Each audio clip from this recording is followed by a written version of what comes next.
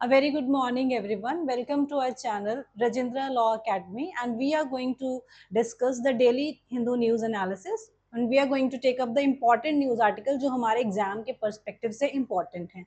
So let's move on to the front page and moving on to the first news, which is really sad news related to a ship which just sank off the coast of Odisha. तो ओडिशा के पास एक ship जो है वो sink कर गई है and approximately उसमें अभी 22 पीपल आर मिसिंग. तो 22 एक्चुअली उसमें 24 क्रू मैन थे जिसमें से 2 तो मिल गए हैं, राइट. बाकी के जो 22 हैं दे आर नॉट, अभी उनके वेयर अबाउट्स पता नहीं है. 24 आवर्स से ज्यादा हो गया है. इंडियन नेवी और इंडियन कोस्ट गार्ड मिलके रेस्क्यू ऑपरेशन कर रहे हैं, लेकिन अभी तक कुछ पता नहीं है कि वो लोग कहाँ पे हैं. तो ये चीज याद रखनी है. थोड़ा सा शिप का नाम याद रख सकते हो. तो ship is MV Ocean Winner. तो शिप का नाम है MV Ocean Winner and this is Panama flagged ship है.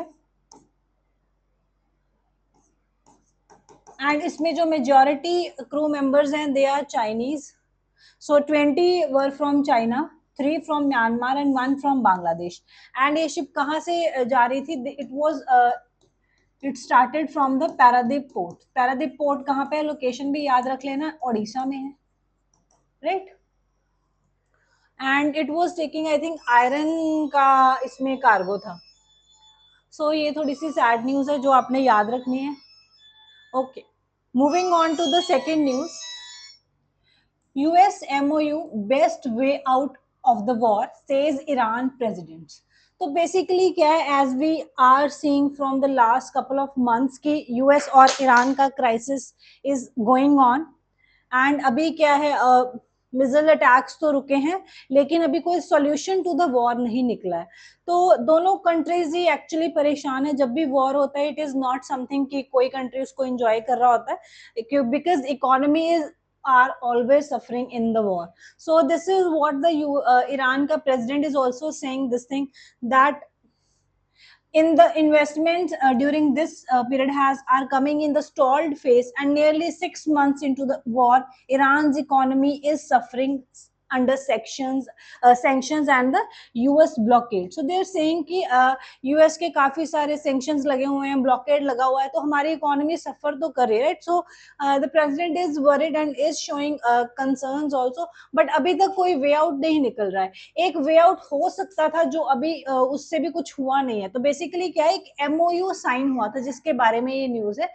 तो it was in the mid June एक एमओयू साइन हुआ था बिटवीन ईरान एंड यूएसए, जिसमें दे सेड कि देवर कि एक 60 डेज का पीस पीरियड उसने अनाउंस किया गया था, सो दैट कि 60 डेज के पीस पीरियड में they will come up with a solution that how to end this war on a peaceful note, right. And उसके बाद से कुछ स्ट्राइक्स तो नहीं हुए थे, right.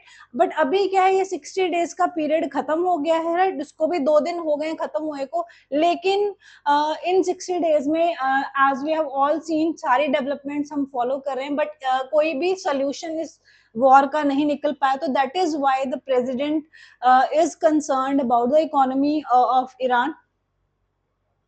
And at the same time also US is also somewhat they also feel कि they are like stuck in the situation. But वही बार बार कि हम ये sanctions लगा देंगे, वो sanctions लगा देंगे, वो सब चल रहा है.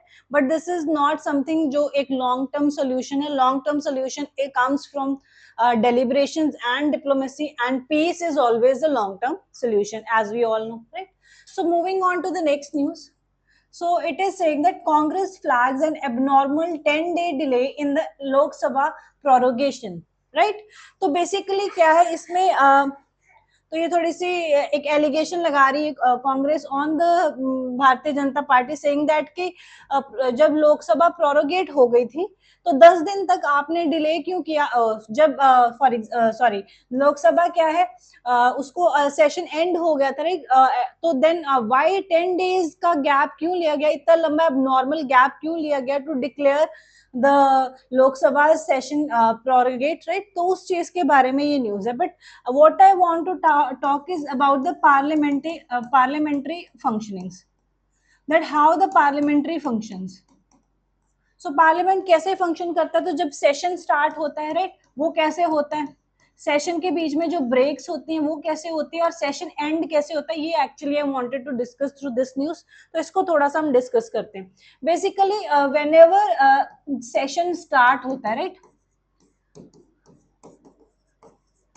जब किसी भी हाउस का, बी इट लोकसभा का सेशन और बी इट राज्यसभा का सेशन, तो पार्लियामेंट का जब आपने सेशन स्टार्ट करना, हमें पता 3 सेशन होते हैं, कौन कौन से, विंटर सेशन होता है, मॉनसून सेशन होता है, बजट सेशन होता है, तो ये हमारे 3 सेशंस होते हैं। और जब भी कोई सेशन स्टार्ट होता है उसके लिए क्या वर्ड यूज करते हैं, we say that we have to summon the house. तो सेशन जब स्टार्ट करना तो उस हाउस को क्या है, समन करना पड़ेगा, उसको बुलावा भेजना पड़ेगा उसके मेंबर्स को राइट, तो उसके मेंबर्स को क्या है, समन करना पड़ता है। So who summons the house, तो ये याद रखना है, who summons the house, first question आ सकता है आपको, president summons the house right. So when the session starts, the house is summoned, and who summons, president has the authority to summon, right. Then session क्या होता है, session starts and session के बीच में क्या आप everyday मिलते रहते हो, तो उसको क्या कहते हैं, sittings, आज मिले, कल मिले, परसों मिले, that are what, sittings, right. Multiple sittings हो सकती है एक सेशन में, तो जैसे आज आप सुबह आए और सिटिंग को शाम को एंड करना है या दोपहर में एंड करना है, वॉट एवर टाइम पे भी उसको एंड करना, तो उसके लिए क्या बोलते हैं, तो सिटिंग को जब आप एंड करते हो उसके लिए वर्ड क्या है, adjournment. So what is the word, adjournment. So what basically adjournment is, adjournment is ending the sitting of a session. So you end a sitting, one day की जो sitting है उसको जब end day करते हो तो उसको आप क्या बोलते हैं, adjournment. And who adjourns the house, ये उस हाउस का प्रिजाइडिंग ऑफिसर की पावर है। सो उस हाउस का प्रिजाइडिंग ऑफिसर, अगर लोकसभा है तो कौन होगा प्रिजाइडिंग ऑफिसर, स्पीकर। अगर राज्यसभा है तो कौन होगा प्रिजाइडिंग ऑफिसर, चेयरमैन। तो ये लोग क्या है, उसको हाउस को सिटिंग को खत्म करेंगे, उसके लिए वर्ड यूज करते हैं एडजर्नमेंट, राइट। और जब हाउस को एंड करना, जब आपने सेशन को एंड करना है, so when the session is going to end, तो उसके लिए you use the word prorogation, जो यहाँ पे वर्ड है। सो प्रोरोगेशन क्या है, end of the session, end of the sitting क्या था, adjournment, end of the session क्या है, प्रोरोगेशन। और प्रोरोगेशन भी कौन करेगा, प्रेसिडेंट ही करेगा।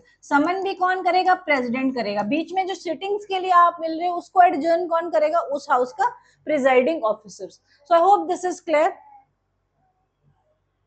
Okay, moving on to the next question, which is related to the visit of China, India's national advisor, national security advisor to the China. So basically, क्या है, Dovell heading for China to prepare grounds for President Xi's visit to India. तो basically क्या है, as we all know कि BRICS का summit इस बार कहाँ पे है, ब्रिक्स का समिट इस बार is going to take place in India. And कब होने वाला है, सितंबर, मतलब नेक्स्ट मंथ में जो है India is going to host the BRICS summit. अब ब्रिक्स में क्या है, Brazil, Russia, India and China. So China भी इनवाइटेड होगा। तो काफी देर से क्या, अप्रोक्सीमेटली 6-7 साल से चाइना के प्रेसिडेंट का कोई भी इंडिया में विजिट नहीं रहा। तो in this BRICS summit we are expecting कि चाइना के जो प्रेसिडेंट है वो इंडिया में विजिट करेंगे। So we are basically preparing the ground for the presidential Chinese presidential visit to India, right. So basically क्या है, नेशनल सिक्योरिटी एडवाइजर जो है वो अभी बेजिंग जाएंगे for the 25th round of talks between special representative on boundary question. तो indirectly क्या है, it is preparing ground for the upcoming BRICS session, but basically वो जा किसके लिए रहे हैं वो भी याद रखना। So there is a different round of talks are going between India and China to settle the boundary disputes, right? And ये जो boundary dispute को लेके क्या है, 2005 से framework has been decided and उसको solve करने के लिए क्या है, different efforts are being made. तो उसी के अंदर क्या है, ये भी 25th मीटिंग होने जा रही है जिसके लिए हमारे जो नेशनल सिक्योरिटी एडवाइजर हैं जा रहे हैं।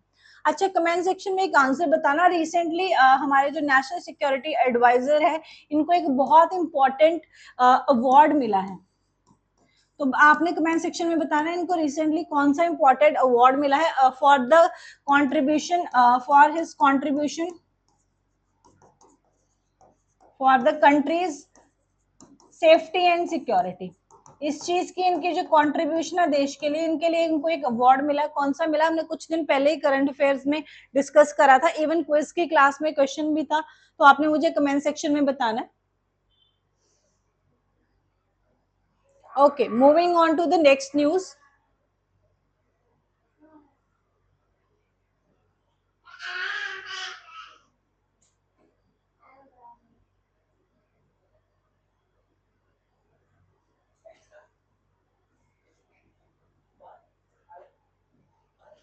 Okay.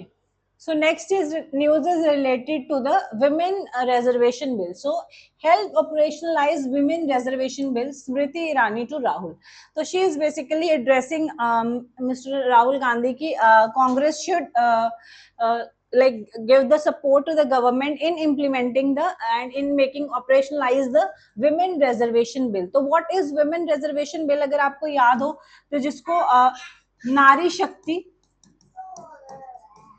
अधिनियम भी बोलते हैं। सो नारी शक्ति अधिनियम, this was the 106th constitutional amendment act. So 106 constitutional amendment act था एंड इसमें नारी शक्ति क्या है, इसने विमेन एम्पावरमेंट की बात करी है। विमेन एम्पावरमेंट की बात कैसे करी है, by giving reservation to the women. And ये रिजर्वेशन कहाँ पे देनी है, तो this reservation for women at two places. First is the Lok Sabha, तो लोकसभा में, दूसरा क्या है हर स्टेट की स्टेट असेंबली में। सो स्टेट असेंबलीज में और लोकसभा में विमेन के लिए रिजर्वेशन। कितनी रिजर्वेशन, तो याद रखना है 33% of reservation for the women. तो जितनी भी लोकसभा की सीट्स हैं उसमें 33% किसके लिए रिजर्व होंगी, विमेन के लिए। और हर स्टेट की असेंबली की जितनी सीट्स हैं उसकी 1/3 या 33% सीट्स किसके लिए रिजर्व करनी है, विमेन के लिए रिजर्व करनी है। So this is the 106 constitutional amendment bill.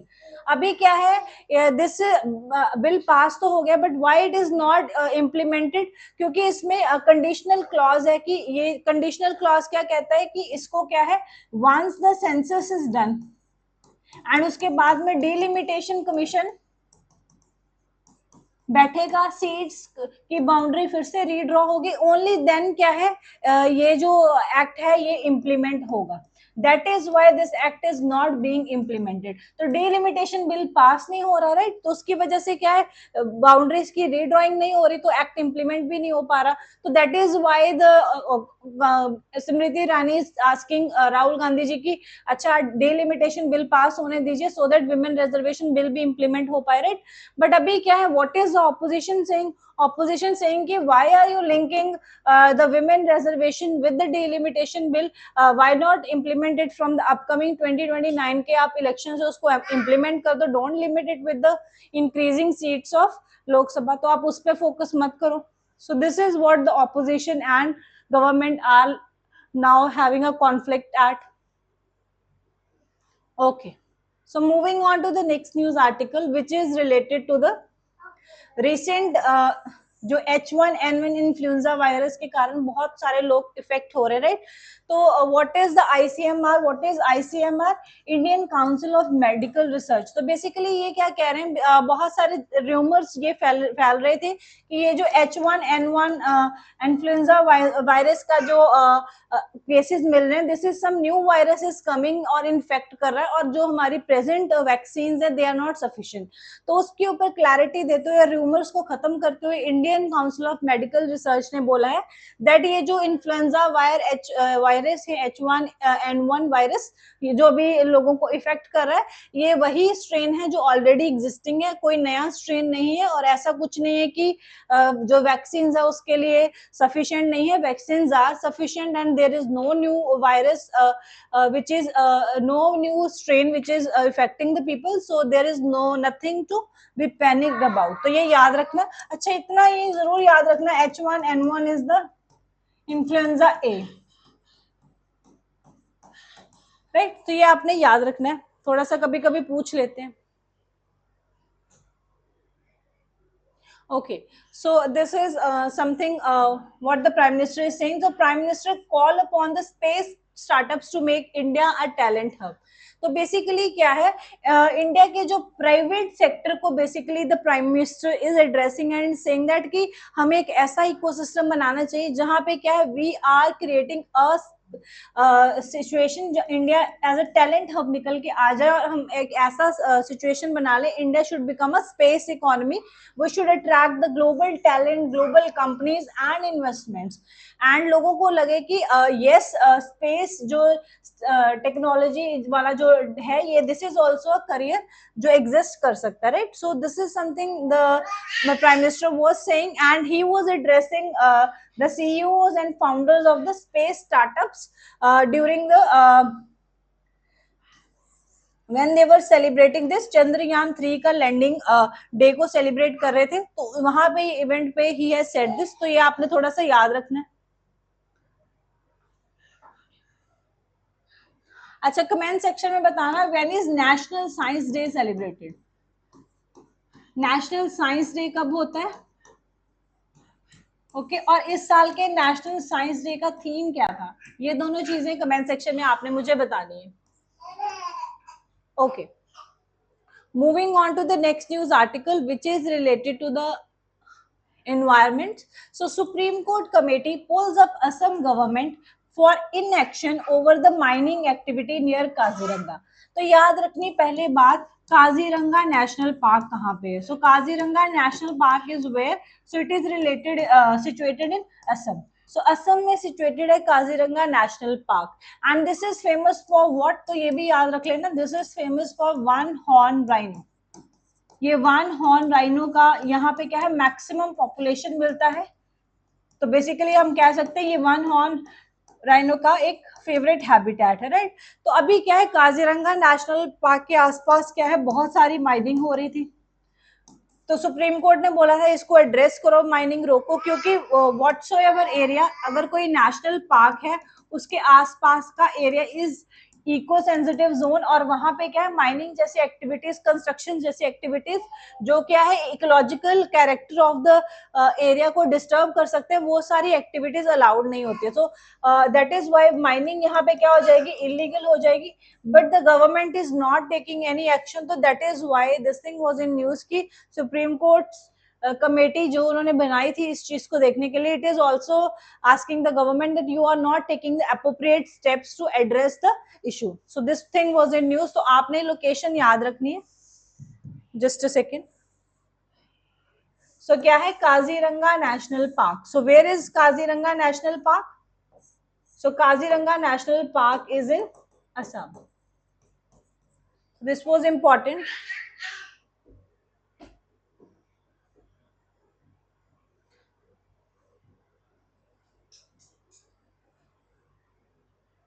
Okay, moving on to the editorial page.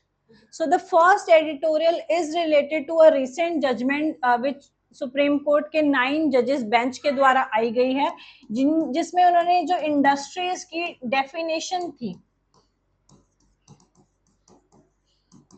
एक इंडस्ट्रीज की ब्रॉड डेफिनेशन सेट करी थी सुप्रीम कोर्ट ने इन 1978, राइट?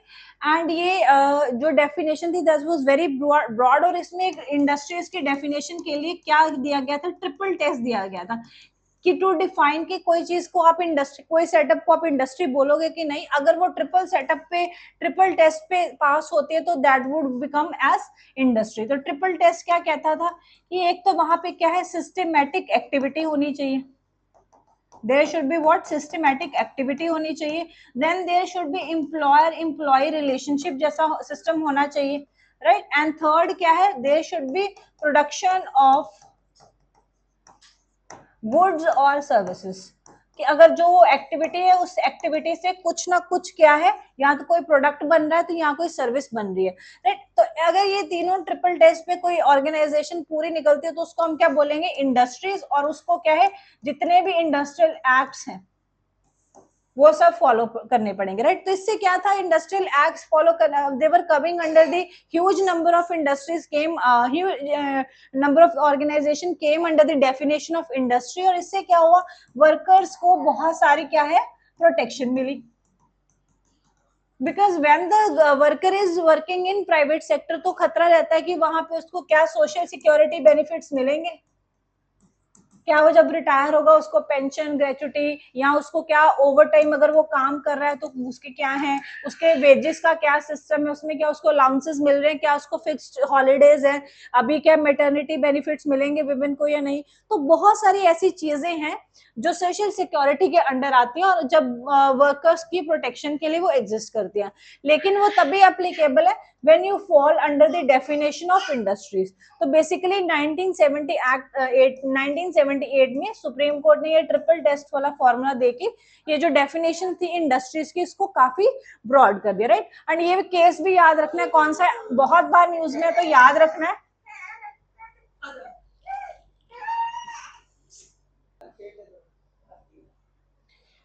ओके। सो केस का नाम भी याद रखना है जिसमें ये डेफिनेशन दी गई थी। So Bangalore water supply and sewage board versus A Rajappa. तो this is very very important. ये अभी क्या है, कुछ जजमेंट्स ऐसी हो जाती है जिनके फार रीचिंग जो है इम्पैक्ट्स होते हैं हमारे ऊपर, राइट।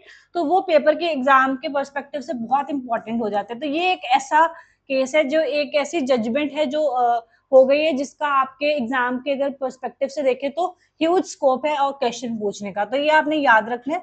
सो कौन सा केस था, Bangalore water supply and sewage board versus A Rajappa, right. And triple test भी हमने डिस्कस कर लिया। अभी ऑथर भी इसमें यही कह रहा है that the supreme court should not have discarded a workable test on the industry. So they are saying कि अभी क्या है, जो रिसेंट जजमेंट आई है 9 बेंचेस की, बेसिकली उन्होंने क्या है ये जो इंडस्ट्रीज की डेफिनेशन थी इसको डिस्कार्ड कर दिया। एंड दे सेड कि ये जो इंडस्ट्रियल रिलेशन कोड्स इंप्लीमेंट करे हैं गवर्नमेंट ने, राइट, जो 2020 में इंडस्ट्रियल ये जो इंडस्ट्रियल रिलेशन कोड्स आए थे, राइट, इनके में क्या है, the government is free to decide the definition from the clean slate. So आप इंडस्ट्री की डेफिनेशन आप क्लीन स्टेट से क्या है डिसाइड कर सकते हो। तो साथ में एक क्लैरिटी ये भी दी है कि जितने भी अर्लियर डिस्प्यूट्स हैं उन सब में क्या है डेफिनेशन क्या ली जाएगी, उन सब में definition would be this triple test वाली ओनली, बट जो नेक्स्ट वाले हैं वुड बी एज पर the new definition, right. So this is why that is this thing was in news. So let's read थोड़ा सा क्या कहते हैं। So a majority of the 9 judge bench also ruled that this will not be a sheet anchor for interpreting the section 2p of the IRC. So 2p क्या है, basically talks about the definition of industries. But इसमें क्या है, 9 जजेस के bench में कई लोग इस पे जो है अपना एग्री, सब लोगों ने फुल मेजोरिटी से तो डिसीजन नहीं आया। So justice B V Nagarathna she was not in the favour of this thing and उन्होंने अपने डिसेंटिंग ओपिनियन यहाँ पे इशू करे हैं। And she said that the reference itself was unnecessary and the triple test require no interference. It was her views, right. And she and इसमें भी yes, and reasoning is also what she is giving is very very compelling. She is saying कि 1978 के बाद क्या है, 1991 में हमने क्या देखी, देश में इकोनॉमिक रिफॉर्म्स देखी। कौन सी इकोनॉमिक रिफॉर्म, जिनको इन शॉर्ट एलपीजी रिफॉर्म्स भी कहते हैं। एलपीजी गैस वाला नहीं, LPG is liberalisation, privatisation and globalisation reform, जिसमें हमने अपनी इकोनॉमी को क्या काफी लिबरल कर दिया और जिसके बाद में क्या प्राइवेट सेक्टर का जो रोल है हमारी इकोनॉमी में बहुत ज्यादा बढ़ गया, right. So it is saying that after the privatisation reforms of 1991 a far higher number of workers have moved to the private sector out of the security of the public employment. तो बहुत सारे लोग क्या private sector में employed है। So an expensive definition of industries as entailed in the triple test is therefore even more necessary now as a bulwark for the workers. So basically क्या है, workers की protection के लिए ये broad definition is important. But at the same time also अगर हम employer के point of view से भी देखें, ये नहीं कि सिर्फ एम्प्लॉयज को ही बेनिफिट है, एम्प्लॉयर्स को भी बेनिफिट थे इसके। क्या बेनिफिट्स थे कि अगर आप under you are coming under the definition of industry, तो अगर वहां के जो एम्प्लॉयज हैं ये नहीं जब मर्जी स्ट्राइक कर दें, तो स्ट्राइक के कुछ रूल्स हैं under the industrial dispute act, उसको फॉलो करना पड़ेगा। ये नहीं है कि अभी अगर कोई एम्प्लॉयर रिट्रेंच करना चाहता है, निकालना चाहता है एम्प्लॉयज को, तो रिट्रेंचमेंट का भी सिस्टम है, तो वो भी एम्प्लॉयर को फ्रीडम देता है फॉर द रिट्रेंचमेंट। तो ऐसा नहीं था कि सिर्फ ये बायस था एम्प्लॉय के बेनिफिट्स के लिए, एम्प्लॉयर्स को भी काफी बेनिफिट्स थे। So that it was saying that it in a sense the triple test allowed for the industrial peace rather than a worker welfare alone, right? तो दोनों का हो रहा था, and overall it was the industrial piece was existing, and काफी देर से इसकी वजह से क्या है, बहुत सारे जो चीजें चल भी रही थी, अब सडनली आपने एक जजमेंट देके उसको डेफिनेशन को क्या है हटा दिया, तो this is raising a lot many question, right? So let's move on to the next editorial, which is talking about the current economic condition of India.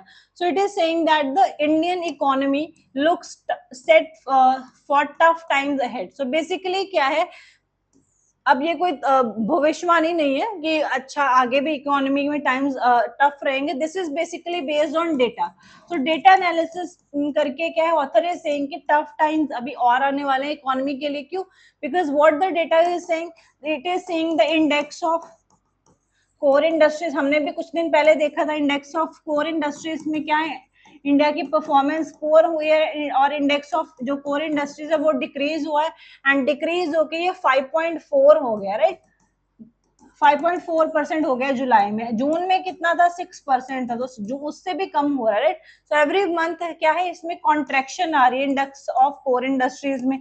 Then purchasing manufacturing index का जब data देखा, उसमें भी there is contraction, right? So when we are seeing economy, तो जितने भी major parameters हैं जो डिफाइन करते हैं कि इकोनॉमी ग्रो कर रही है या नहीं, तो वो सब में क्या है, डाउनफॉल आ रहा है, and which is due to a weak domestic demand. तो एक वीक डोमेस्टिक डिमांड एग्जिस्ट कर रही है जिसकी वजह से ये डाउनफॉल है. और वीक डोमेस्टिक डिमांड का एक रीजन इन्फ्लेशन भी है, और इन्फ्लेशन का एक रीजन ये भी है कि क्रूड ऑयल इस टाइम पे क्या है, बहुत एक्सपेंसिव चल रहा है, राइट? एंड हमारा ये जो कुछ महीने पहले जो नेचुरल गैस क्राइसिस आया था, उसकी वजह से भी क्या है, डोमेस्टिक डिमांड कम हुई थी.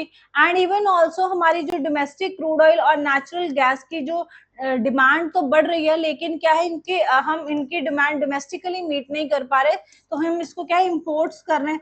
तो इम्पोर्ट्स जब कर रहे हैं तो क्या इम्पोर्ट बिल बढ़ रहा है. तो that is also what showing कि डोमेस्टिक डिमांड हमें क्या, we are meeting it from outside, right? So India's crude oil import rose 13.3% in July, while the LNG grew a marginal 1.5%, showing that economy's appetite is being wetted from the abroad. So this external dependence is very very expensive right now, because और क्या और बढ़ने वाली अभी क्या, USA saying कि जितने भी लोग रशियन ऑयल इंपोर्ट कर रहे हैं उनके ऊपर क्या 100% टैरिफ लगाएंगे. तो इंडिया इज ऑल्सो इम्पोर्टिंग. तो अगर इंडिया के ऊपर भी लगता तो फिर से हमारे क्या एक जो इम्पोर्ट बिल है और ज्यादा बढ़ेगा, तो इकोनॉमिक बर्डन बढ़ने वाला. सो that is what the author is saying कि कोई एज सच अभी ऐसी एक्टिविटी होती दिख नहीं रही जिससे ये जो इकोनॉमिक इश्यूज हैं इसको ईजनिंग हो जाए, राइट? इट्स सेइंग कि हम इथेनॉल 20 पे शिफ्ट तो कर रहे हैं, बट इससे क्या अभी कोई क्रूड ऑयल की डिमांड पे ऐसा जितना फर्क नहीं आया, right? So this is also something which is concerning. So I hope this is clear. Okay, moving on to the new editorial. The next editorial talks about the rural-urban divide in the female labor force participation. तो basically क्या है, तो periodically हम क्या labor force का data survey करते रहते हैं कि कितने percentage of जो हैं men and female जो हैं participate कर रहे हैं in the labor force, right? तो labor force सर्वे हुई थी 2025 की, उसका डेटा है, एंड उसमें क्या देखा गया दैट डेटा में सबसे जो अच्छी चीज देखी गई that was the female labour force participation rate के बारे में. तो it is growing after the Covid pandemic. So it is saying that कि अगर हम देखें the female labor force participation rate for those age 15 plus has increased 30% in 2019 to 40% in 20 5. So 20 अगर 20 की बात करते हैं तब ये डेटा कितना था, इट वाज 30%. तो फीमेल जो लेबर फोर्स पार्टिसिपेशन रेट था वो कितना था, 30% इन 2020, और 2030 में जब देख रहे हैं तो ये 40% हो गया. सो विमेन का जो लेबर फोर्स में पार्टिसिपेशन है वो बढ़ा है, and yes it is important that women should become the part of the labour market, then only the country can grow, right? अभी एक gender is unemployed and only one gender is working, तो उससे भी क्या है growth growth नहीं हो सकती, तो that is important, labour force participation is important for the female also, तो this is a good trend. But अभी ये जब इसको और डिटेल में जब देखते हैं तो अर्बन जो लेबर फोर्स, अर्बन में जो female labour force participation rate है वो उसको कंपेयर करें जब रूरल एरिया से, तो रूरल एरियाज में जो वुमेन है वो ज्यादा एम्प्लॉयड हो रही हैं after covid. So it is saying that अगर हम देखें increase was more profound in the rural areas from 33% to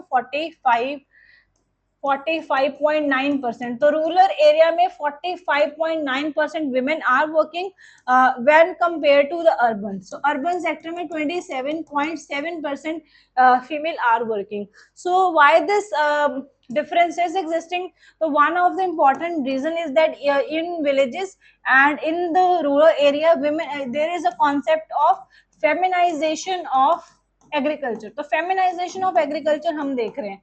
और what do you mean by feminisation of agriculture, कि एग्रीकल्चर सेक्टर में अब वुमेन की पार्टिसिपेशन बढ़ रही है। तो रूरल एरिया में क्या है, लोगों के पास 2-4 बीघा जितनी भी जमीन है, तो जो घर का मेल आदमी है वो क्या, he is moving to the city for the job, तो घर पे कौन रह गई, फीमेल, और वो जो लैंड को, जो पीछे उसके पास जमीन है उसको क्या, उसका ध्यान रख रही है, तो इसकी वजह से क्या, उसकी labour force participation in the agriculture sector is increasing. So this is leading to the feminisation of agriculture. Even in the rural areas जो लाइव स्टॉक है, लाइव स्टॉक इंडस्ट्री, पोल्ट्री, ये वो सब, राइट, उसमें भी क्या है, डेयरी फार्मिंग, उसमें भी वुमेन का पार्टिसिपेशन काफी है। तो उसकी वजह से भी क्या है, रूरल एरिया में वुमेन की अगर हम पार्टिसिपेशन देखें लेबर फोर्स में, तो वो कंपैरेटिवली ज्यादा है as compare to the this urban sector. तो ये चीज आपने याद रखनी है। ऐसे सोचने में लगता है कि अच्छा अर्बन एरियाज में ज्यादा अपॉर्चुनिटीज हैं तो वहां पे शायद विमेन ज्यादा काम कर रही होंगी, बट ऐसा नहीं है। जब हमने सर्वे करके देखा तो कंपैरेटिवली डेटा डिफरेंट आया, और जो है रूरल एरियाज में जो पार्टिसिपेशन रेट है वो कंपैरेटिवली ज्यादा बढ़ा। Okay, so Vande Mataram and the right to dissent. So basically क्या है, अभी ये समथिंग एक चीज हम डिसाइड कर लेते हैं पहले, उसके बाद में क्या है, हम उसके ऊपर हम कंट्री में एक यूनिटी नहीं बन पाती, डिसेंट होता रहता, राइट। तो उसी से रिलेटेड ये चीज है। तो बेसिकली क्या है, नेशनल ऑनर्स एक्ट पास हुआ था, right, national honours, right, prevention of national honours act basically. तो prevention of national honours act में इस साल क्या है, अमेंडमेंट हुई 2026 में। And what was the amendment, amendment ने क्या किया, इसमें नेशनल सॉन्ग भी ऐड कर दिया। और इससे क्या हो, इट मेड दैट कि अगर कोई नेशनल सॉन्ग गा रहा है, राइट, तो आप उसको गाने से रोक रहे हैं, गाने से डिस्टर्ब कर रहे हो, तो that amounts to a punishable offence. So ये जो है एडिशन हुई in the national this prevention of national offences act. अभी क्या हुआ, बहुत सारी स्टेट में क्या है, जब ये हमने इंडिपेंडेंस डे मनाया तो there was a guidelines from the central government कि आप जो इस बार जो है नेशनल सॉन्ग, नेशनल एंथम के साथ साथ नेशनल सॉन्ग भी प्ले करना, राइट। तो बहुत सारी स्टेट्स में क्या किया, सारा का सारा नेशनल एंथम जो सॉरी नेशनल सॉन्ग प्ले नहीं किया, उसके ओनली फर्स्ट 2 स्टैंजास ही प्ले किए, राइट। तो आई थिंक 6 स्टैंजास का ये जो नेशनल एंथम है ये 6 स्टैंजास का है, और उसमें से जो पहले 2 ही प्ले करे, बाकी नहीं प्ले करे। तो जो रूलिंग पार्टी है अभी सेंटर पे, वो बहुत सारा बोल रही थी स्टेट्स को जिन्होंने नहीं सारा का सारा करा कि यू आर एंटी नेशनल, ये वो सब वो चल रहा था। तो उसी से रिलेटेड था कि क्या जरूरी है कि सारा का सारा national anthem national song play करना है। तो बेसिकली वही इस आर्टिकल में एक्सप्लेन किया गया कि पहली बात तो prevention of national honour acts में पहली बात तो ये तो मैंडेट किया ही नहीं गया, ये मैंडेटरी नहीं बनाया गया कि हर किसी को नेशनल सॉन्ग गाना ही गाना है। तो पहली बात तो ये मैंडेटरी नहीं है कि गाना ही गाना। दूसरी बात इट इज सेइंग कि कहीं भी ये नहीं लिखा गया कि सारा का सारा ही गाना, राइट। तो इट इज सेइंग कि ये बस इतना लिखा गया कि नेशनल सॉन्ग अगर कोई गा रहा है तो अगर आप उसको गाने में कोई हिंड्रेंस क्रिएट कर रहे हो तो that will become a punishable offence. So इतनी सी बात है, राइट। सो अब ये जो 6 स्टैंजा और 2 स्टैंजास वाली डिबेट कहाँ से राइज होती है, तो हिस्टोरिकली भी ये एग्जिस्ट करी थी। तो बेसिकली क्या है, ये जो नेशनल सॉन्ग है वंदे मातरम, तो ये किसने लिखा था, this was written by Bankim Chandra Chatterjee, right. And उनका एक नॉवल था आनंद मठ, उसमें उन्होंने ये सॉन्ग लिखा था, राइट। जब इसको अडॉप्ट किया गया एज अ नेशनल सॉन्ग, तो इसके लिए कोई बिल पास नहीं हुआ कॉन्स्टिट्यूंट असेंबली में, एक तो ये चीज याद रखनी है, राइट। सो लेट्स रीड कि इट इज सेइंग दैट कि ये जो सारा क्वेश्चन है कि कौन कौन सा नेशनल एंथम होगा और कौन सा नेशनल सॉन्ग होगा, इसके लिए कोई पूरे टाइम डिबेट चलती रही लेकिन कुछ डिसीजन नहीं निकल पाया। So the final decision was not settled bye a vote but just by a presidential statement, जो कि 24 जनवरी 1950 को आई, जिसमें डॉक्टर राजेंद्र प्रसाद ने डिक्लेयर कर दिया जन गण मन would be the national anthem, और वंदे मातरम जो कि हमारा जिस सॉन्ग ने हमारी हिस्ट्री में struggle, history of freedom struggle में इंपॉर्टेंट पार्ट प्ले किया है, इसको भी हम इक्वल रिस्पेक्ट देंगे। बट इसके लिए कोई ऐसा वर्ड नहीं यूज किया कि this is the co anthem और something else, they just said कि Jana Gana Mana is going to be the national anthem, right. तो एक चीज तो आपने ये याद रखनी है। दूसरी बात ये कि स्ट्रेन क्यों आया, why national anthem was not declared, why the Vande Mataram was not declared the national anthem। so उसकी बात आती है कि 1930s में भी कांग्रेस में, इंडियन नेशनल कांग्रेस में ये डिबेट हुई, राइट। एंड उस टाइम पे भी ये डिसाइड किया गया कि सारा का सारा नहीं गाएंगे, स्टार्टिंग वाले 2 स्टांजाज ही गाएंगे, क्योंकि उसमें क्या है, it talks about the secular imagery of the India. So it is not referring to any religion और एनी डेटी, और किसी पर्टिकुलर जो है रिलीजन को ये टारगेट नहीं कर रहा। सो दैट इज वाई जो इसका सेकुलर है अपना एस्पेक्ट, उसको ही हम सिर्फ अडॉप्ट करेंगे, right. So I hope this is clear.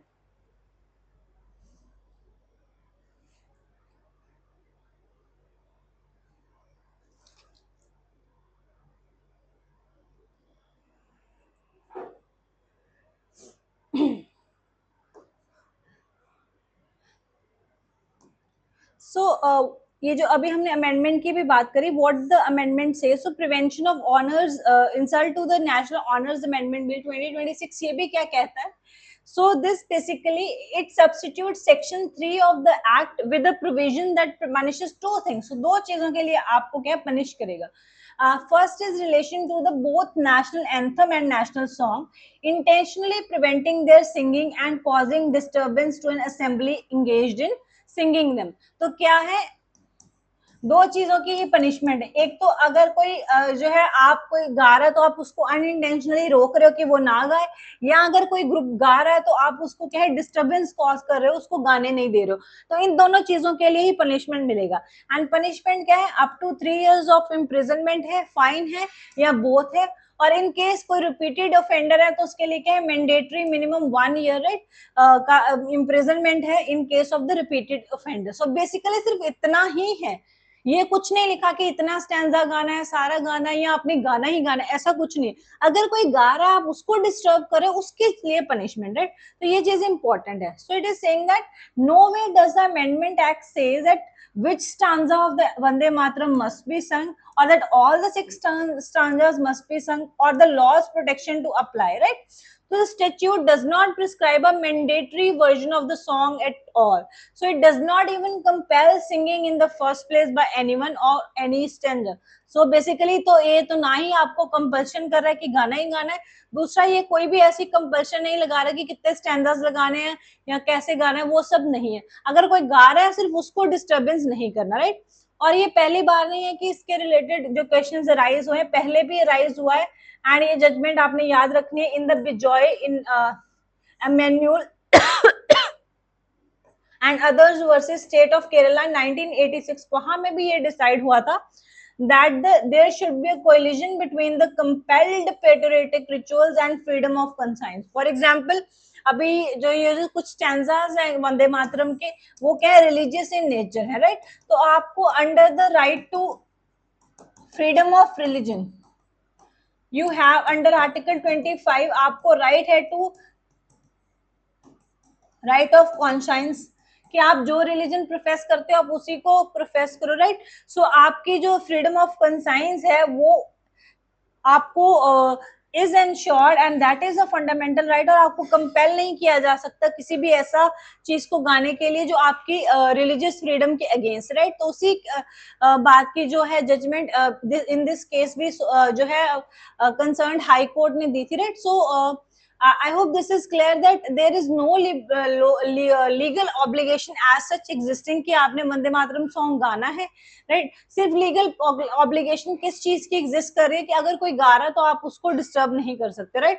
तो ऐसी भी कोई लीगल ऑब्लिगेशन एग्जिस्ट नहीं कर रही अंडर द एक्ट कि सारा का सारा ही आपने गाना है। तो ये जो बार बार जो स्टेट्स ने सिर्फ दो स्टांजास को ही प्ले किया है, उनको ये जो बार बार बोला जा रहा है, so this is something which is अन required and uncalled for, right?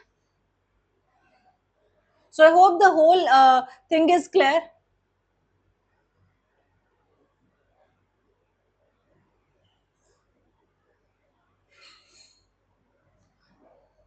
Oh, so this was all from today's newspaper. I hope you enjoyed the session. If you have any doubt, you can ask us in the comment section. And जितने भी class में questions पूछे, please answer them in the comment section. And we will meet tomorrow at the same time with another session and with the interesting news. Thank you so much, students. Have a great day. Study well.